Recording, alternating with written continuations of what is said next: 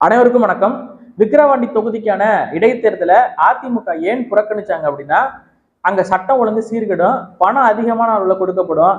Cooker கொலுசு எல்லாமே கொடுத்தாங்கல்ல ஈரோடு கிழக்குல, அதே போல இங்கேயும் கொடுக்கப்படும். எப்படியும் அவங்க தான் ஜெயிக்க போறாங்க, இதுல வேற நாங்க எதுக்கு போட்டிட்டு இருக்கு அப்படிங்கிற மாதிரி அவங்க சொல்லிட்டு விலகிக்கிட்டாங்க. உண்மையாவே அவங்க சொல்லி விலகுனது இந்த காரணங்களை தான். இந்த காரணங்கள்லாம் விக்கிரவாண்டி தொகுதி இடைத்தேர்தலில் நடக்குது அப்படின்னு கேட்டீங்கன்னா நடந்துகிட்டு தான் இருக்கு. தேர்தல் ஆணையம் என்ன புடுங்கிக்கிட்டு இருக்குங்கிறது எனக்கு தெரியல. உண்மையாவே இது தேர்தல் ஆணையம் தானா இல்ல டம்மி ஆணையம் சொல்றாங்க எல்லாம். உண்மையாவே டம்மி ஆணையம்னு எனக்கு தெரியல. எங்கதான் இருக்காங்கன்னே தெரியல. பல காணொலிகள் வருது. அங்க ஒருத்தர் என்னன்னா புடவை வேஷ்டி எல்லாம் கொடுத்துக்கிட்டு மக்களை கொடுத்துக்கிட்டு இருக்காரு. அது வெளிப்படையா காணொலியா பதிவு பண்றாங்க பாமகவை சேர்ந்தவங்க. அதை இந்த தேர்தல் ஆணையம் நடவடிக்கை எடுக்காது. இன்னொரு பக்கம் அக்கா காளியம்மாள் அவர்கள் வாகன பரப்புரையில போயிட்டு இருக்காங்க. அங்க போயிட்டு இருக்கும்போது திடீர்னு கள்ளச்சாராய விஷயத்தை பத்தி பேசிட்டு போயிட்டு இருக்காங்க. ஒரு இடத்துல பந்தல் போட்டு இந்த கழக கொத்தடிமைகள்லாம் உட்கார்ந்துருக்காங்க. உட்கார்ந்துருந்த உடனே திடீர்னு ரோசம் வந்துருச்சு. எப்படி இவங்க கள்ளச்சாராயத்தை பத்தி பேசலாம்? அவங்க ஒண்ணும் இல்லாத பொல்லாததை பேசல, உண்மையாவே நடந்ததுதான் சொல்றாங்க. 60 பொம்பளையோட தாலியை அறுத்த இந்த திராவிட மாடல் அரசு அங்க இருக்கக்கூடிய காவல்துறை இதுக்கு காரணம் கள்ளச்சாராயத்தை காய்ச்ச விட்டு வேடிக்கை பார்த்து இன்னைக்கு இத்தனை மரணங்கள் நடந்திருக்குன்னு சொல்லி பேசிட்டு போறாங்க. இதை கேட்ட உடனே கழக கொத்தடிமைக்கு கோவம் அக்கா காளியம்மாள் அவர்களை தாக்குறதுக்கு முயற்சி பண்றாரு சேர தூக்கிக்கிட்டு. அப்புறம் காவல்துறை வராங்க. அப்புறம் சலம்பல் பண்றாப்புல. அப்புறம் காவல்துறையை பார்த்தோன்னே பின்னாடி பயந்து போறாப்புல. உண்மையா சொல்றேன், வெக்கமா இருக்கா இல்லையா? சோத்துல உப்பு போட்டு தானே திங்கிறீங்க. சரியான ஆம்பளையா இருந்தா அண்ணன் சீமான் அவர்கள் பரப்புரை பண்ணிட்டு வரும்போது அப்ப நீங்க இந்த மாதிரி பிரச்சனை பண்ணலாம். பெண்கள் பெண்கள் மட்டும்தான் பரப்புரை பண்ணிட்டு போயிட்டு இருக்காங்க. வாகனத்துல ஒரு 4-5 பெண்கள் தான் நிக்கிறாங்க. அவங்கள்ட்ட போய் வீரத்தை காட்டுறானா இவன் எப்படியாப்பட்ட வீரன்னு பாத்துக்கோங்க. இந்த திராவிட வீரன் இந்த வீரன்னு சரக்கு விட்டாங்களே, அந்த சரக்கை குடிச்சிருப்பான் போல. குடிச்சிட்டு பெண்கள்கிட்ட போயிட்டு சண்டைக்கு போறான். நான் என்ன கேட்கிறேன், அண்ணன் சீமான் அவர்கள் வரும்போதோ அல்லது ஐயா அன்புமணி ராமதாஸ் அவர்கள் அவரும் கள்ளச்சாராயத்தை பத்தி தொடர்ச்சியா பேசிட்டு வராரு. உடனடியாக ஸ்டாலின் பதவி விலக வேண்டும் பேசிட்டு வராரு. அவரு வரும்போதோ இந்த மாதிரி பிரச்சனை பண்ணியிருந்தா நீ உண்மையாவே வீரன், இவன் கழக கொத்தடிமை கிடையாது, இவன் உண்மையா உழைச்சுதான் திங்கிறான், மக்களுடைய வரி பணத்தை திருடி திங்கில இவன் அப்படின்னு சொல்லி நம்ம ஒத்துக்கலாம். நீங்க எப்படி இந்த திமுகவை சேர்ந்தவர்களுக்கெல்லாம் அந்த கழக அந்த கட்டமைப்பு இருக்குன்னா, திமுகவால் பயனடைந்தவர்கள் ஏதோ ஒரு வகையில உங்களுக்கு பணம் வந்துட்டே இருக்கும். அங்க ஒரு கல்குவாரி இருக்கும், அங்க ஒரு மணல் குவாரி இருக்கும், எல்லா இடத்துலயும் பல ஊழல்கள் கனிம வளங்கள்ல எல்லாம் நடக்கும். அங்கிருந்து ஊழல் பண்ணுவாங்க அமைச்சர்கள் சட்டமன்ற உறுப்பினர்கள்லாம். அதுல ஒரு எலும்பு துண்டை தூக்கி போற மாதிரி இங்க இருக்கக்கூடிய இந்த கிராமத்துல ஒரு நிர்வாகிக்கு தூக்கி போடுவாங்க. அந்த குடும்பம் மட்டும் திமுகவுல பயனடைஞ்சிருக்கும். மற்றபடி மக்கள் எல்லாம் பயனடைய மாட்டாங்க. மக்கள் தேர்தல் நேரத்துல 500-1000 வாங்குறாங்க பாரு, அது மட்டும்தான். அதோட முடிஞ்சு போச்சு. மற்றபடி திமுகவுக்காக அடியாளாக செயல்படக்கூடிய நபர்கள், இன்ஃபர்மேஷன் கொடுக்கக்கூடிய நபர்கள், கொஞ்சம் கொஞ்சம் வேலை பார்க்கக்கூடிய நபர்கள், அந்த தொகுதியில் இருக்கக்கூடிய வேலையெல்லாம் பார்க்கக்கூடிய நபர்கள். வேலைன்னா என்ன? மக்களுக்கான வேலை இல்லை, எதை கொள்ளையடிக்கலாம், கான்ட்ராக்ட் எப்படி எடுக்கலாம், இதை பத்தி பார்த்துக்கிட்டு இருக்கக்கூடிய நபர்கள். இவங்கெல்லாம் திமுகவுல பயனடைந்த நபர்கள். அவங்களுக்கு தான் கோவம் வரும். நாங்க பேசும்போது நம்மளுடைய அரசியல பேசும்போது இவங்களுக்கு ஏன் கோவம் வருது அப்படின்னா, முக்கியமா சொல்லணும் அப்படின்னா, ஊர்ல வெள்ளை வேட்டி வெள்ளை சட்டை மட்டும் கட்டிக்கிட்டு அப்படியே கட்சி கூட்டங்களுக்கு மட்டும் போயிட்டு இருப்பாங்க. அவங்க பாத்தீங்கன்னா திடீர்னு பணக்காரங்களா ஆயிடுவாங்க. எப்படின்னு தெரியாது. என்னடா இது கட்சின்னு போயிட்டு இருந்தா திடீர்னு பார்த்தா வீடு கட்டுறான், கார் வாங்குறான், எல்லாமே பண்றான் அப்படின்னு சொல்லி நம்ம பாக்குறோம். இப்பதான் அதெல்லாம் புரிய வருது. காலங்காலமா வேலைக்கு போவான், கஷ்டப்பட்டு உழைப்பான், ஆனா அவனால ஒரு வீடு கட்ட முடியாது. ஆனா இந்த கட்சிக்கு போறவன் மட்டும் திடீர்னு வீடு கட்டி விடுவான்.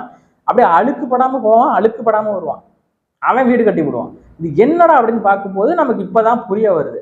அங்கங்க நடக்கக்கூடிய கொள்ளைகளுக்கு இவங்க துணை போவாங்க. ஏதாவது ஒரு சின்ன சின்ன வேலை செஞ்சு கொடுப்பாங்க, நல்லா ஜால்ரா போடுவாங்க, இன்னும் ஒருபடி மேல போய் என்ன வேணாலும் பண்ணி கொடுப்பாங்க அவங்களுக்காக. அந்த மாதிரி நபர்கள் திடீர்னு பார்த்தா எலும்பு துண்டை தூக்கி போடுவாங்க. அவங்களுக்கு அந்த லட்சங்கள் என்பது எலும்பு துண்டு தான். அவ்வளவு பணத்தை திருடுறாங்க அமைச்சர்களும் சட்டமன்ற உறுப்பினர்களும்.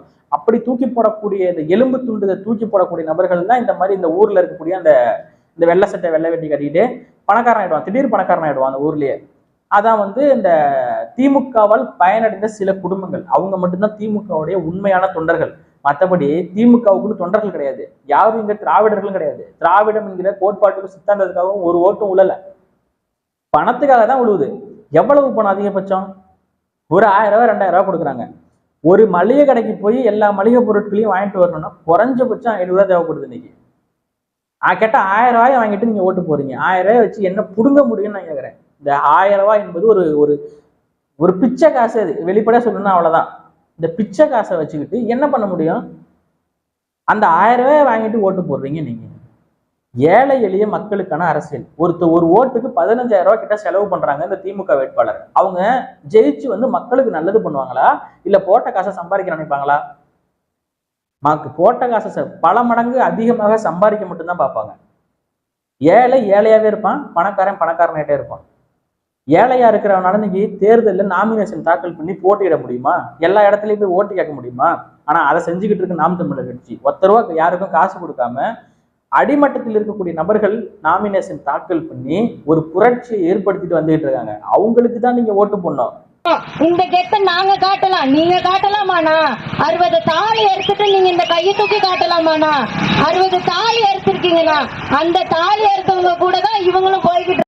அப்புறம் இந்த வீடியோ சமீபத்துல கண்ணில் பட்டுச்சு மக்களே. என்ன அப்படின்னா, வேட்டி சேலை எல்லாம் மக்களுக்கு கொடுக்கறதுக்காக கழக கொத்தடிமைகள் எடுத்துட்டு போயிருக்காங்க. போற வழியில என்னமோ விஷயம் தெரிஞ்சு கொடுக்கறதுலாம் தெரிஞ்ச உடனே பாமகவுக்கு தகவல் கிடைச்சு பாமக தொண்டர்கள் வந்து ஆளை பிடிச்சிட்டாங்க. ஆளை பிடிச்ச உடனே என்ன பண்ணணும், ஒண்ணு அப்ரூவரா மாறி இருக்கணும். ஆமாங்க இந்த மாதிரி கட்சியில கொடுக்க சொன்னாங்க, எடுத்துட்டு வந்திருக்கோம், இல்லைன்னா விட்டுட்டு ஓடி இருக்கணும். ரெண்டுமே பண்ணல. என்ன தெரியுமா பண்ணாப்புல, உண்மையா சொல்றேன், உளுந்து உளுந்து சிரிக்கக்கூடிய நிகழ்வை தான் பண்ணியிருக்காரு அவரு. ஒரு படிக்கட்டு மாதிரி இருக்கு, அதுல அப்படியே அந்த வேட்டி சேலை எல்லாத்தையும் எடுத்து வச்சு கடை போட்ட மாதிரி உட்காந்துட்டாப்புல. நான் வந்து கடை சேல் பண்ண வந்திருக்கேன் அப்படிங்கிற மாதிரி. ஒரு மெயின் ரோட்டு ஓரத்துல இந்த துணிகளை எல்லாம் போட்டு இருந்தா கூட ஏதோ ஒரு நியாயம் இருக்கு. ஒரு முட்டு சந்துக்குள்ள போட்டு வச்சுக்கிட்டு நான் கடை போட்டிருக்கேன் அப்படின்னு சொல்றாங்கன்னா எந்த அளவுக்கு அவங்க அறிவு இருக்குன்னு பார்த்துக்கோங்க. இந்த திராவிடர்களுடைய அறிவு.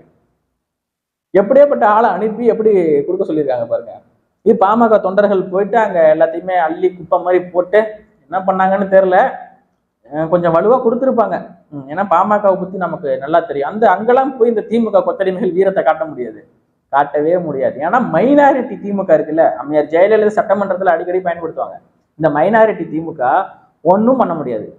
இவர்கள் போட்டியிடுவது எதை நம்பி என்றா, பணத்தை நம்பி மட்டும்தான். இந்த வேட்டி சேலை இதை நம்பி மட்டும்தான் இவங்க போட்டிடுறாங்க. மற்றபடி ஒரு இளவும் கிடையாது.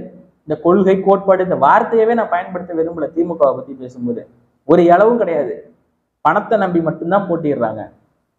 2021 சட்டமன்ற தேர்தலில் ஜெயிச்சாங்க, அப்புறம் உள்ளாட்சியில ஜெயிச்சாங்க, ஈரோடு கிழக்கு இடைத்தேர்தலில் ஜெயிச்சாங்க, 2024 பாராளுமன்ற தேர்தலில் ஜெயிச்சாங்க. இனிமே நம்ம தான்ப்பா அப்படிங்கிற நிலைமையில ஃப்ரீயா இருக்காங்க. நம்ம தான் ஜெயிக்க போறோம், இனிமேல் நம்ம தான் அப்படிங்கிற ஒரு நிலையில இருக்காங்க.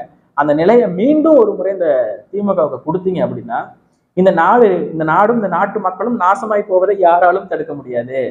ஏற்கனவே இங்க பரந்தூர்ல போராடிக்கிட்டு இருக்காங்க. பல்வேறு மக்களுக்கு எதிரான திட்டங்கள் வந்துகிட்டு இருக்கு. அழுது புலம்பிக்கிட்டு இருக்காங்க. கள்ளக்குறிச்சி விஷயத்தாவது மண்டையில கொஞ்சம் வச்சுக்கிட்டு தெளிஞ்சு ஓட்டு போடுங்க. இன்னும் ஒருபடி மேல சொல்லணும் அப்படின்னா, பல தலைவர்கள், மறைந்த தலைவர்கள் தான் திமுகவுக்கு என்ன தெரியுமா சொல்லியிருக்காங்க, மானமுள்ள வண்டியன் திராவிட முன்னேற்ற கழகத்தில் இருக்கலாமா, கலைஞரை நாம் ஆதரிக்கலாமா என்பதை நீ நினைத்து பார்க்க வேண்டும். இந்த திமுகவை பத்தி சொல்லணும் அப்படின்னா, மறைந்த வன்னியர் சங்க தலைவர்லாம் என்ன சொல்லியிருக்காரு தெரியுமா, காடு வெட்டி குரு, மானமுள்ள வன்னியன் எவனாவது ஒருத்தன் திமுக ஓட்டு போடணும்னு கேட்கிறாரு. அதே மாதிரி பழனி பாபா என்ன தெரியுமா சொல்லியிருக்காரு, மானமுள்ள ஒரு தமிழன் எவனாவது திமுக ஓட்டு போடுவானா? தன்னுடைய சுயநலத்துக்காக குஷ்பு கூட கூட்டணி வைக்கக்கூடிய நபர் தான் இந்த கருணாநிதி அப்படின்னு சொன்னாரு. அவர் எதை நினைச்சிட்டு சொன்னாருன்னு தெரியல. அதே மாதிரி குஷ்பு கூட கூட்டணி வச்சாப்புல இந்த கலைஞர் கருணாநிதி. எலெக்ஷன் நேரத்துல தொப்பியை போட்டுக்குவோம், சிறுபான்மை மக்களே உங்களுக்காக நான் கஞ்சி குடிச்சேன் பாத்தீங்களா அப்படி விடையுமா, எல்லாம் பொய், எல்லாமே பொய், நாடக அரசியல். இவர்கள் பண்ணக்கூடியதெல்லாம் நாடக அரசியல். அதிமுகவை எதிர்த்து இந்த மாதிரி பிரச்சாரம் பண்ணாதீங்க. அதிமுகவின் தொண்டர்களும் நமக்கு ஓட்டு போட மாட்டாங்க, பாமகவை மட்டுமே எதிர்த்து பிரச்சாரம் பண்ணுங்க அப்படின்னு சொல்லி திமுக தலைமை அறிவிக்குது. இதுக்கு பேர் தான் நாடக அரசியல். இத்தனை நாள் நீங்க 2 பேரும் அதிமுகவும் திமுகவும் அடிச்சுட்ட மாதிரி அடிச்சுக்கிட்டீங்க, அதுக்கெல்லாம் பேர் என்ன? உண்மையாவே சொல்றேன், இந்த முறை திமுகவை எதிர்க்க வேண்டும், திமுக என்கிற பொது எதிர்ப்பை அப்புறப்படுத்தணும்னா நீங்க ஓட்டு போட வேண்டியது வாக்குப்பெட்டியில் 2வது இடத்தில் இருக்கக்கூடிய மைக் சின்னம் வெற்றி வேட்பாளர் அபிநய் அவர்களுக்கு ஓட்டு போட்டா மட்டும்தான் பொது எதிரியான திமுகவை நம்ம அப்புறப்படுத்த முடியும். அவன் தன்னுடைய சுயநலத்துக்காக குஷ்பு கூட கூட்டணி வச்சு குஷ்புவின் ஆதரவு, சில்கு சிமித ஆதரவு, எந்த பச்சை துரோகி ஒரு கொள்கைக்காக நிலையற்ற கொள்கையற்ற எதையும் விற்க தயாரானவன் கருணாநிதி.